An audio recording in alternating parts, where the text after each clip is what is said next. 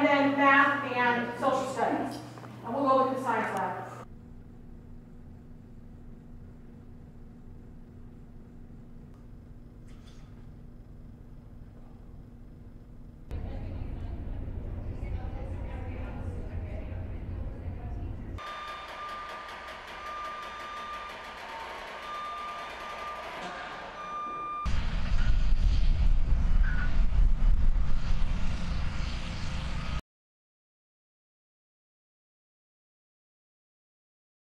In general, I think it's a great learning environment, engaging students externally and internally.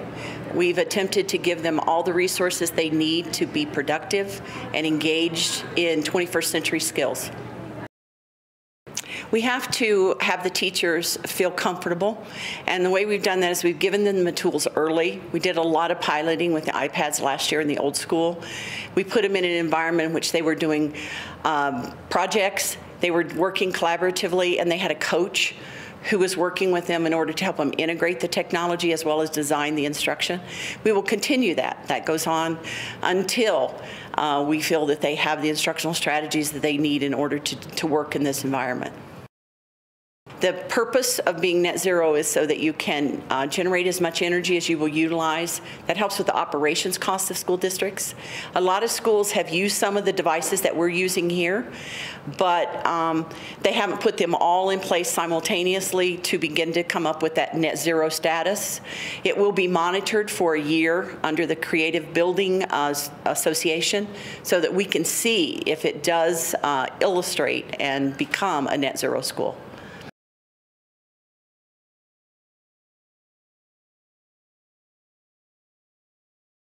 Well, it starts when you get off the bus or out of the car, and you're immediately met with kiosks that students have built and designed that give information, keywords in the sidewalk that help students begin the thought process, and you enter the school and then it all just explodes into this wonderful learning environment.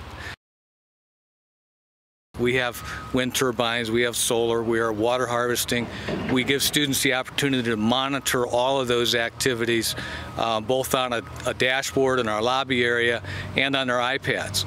So taking science, technology, engineering, and math and putting it into real-world application for our students in real time is part of our program. Well, net zero simply means that we're going to produce more energy than we use.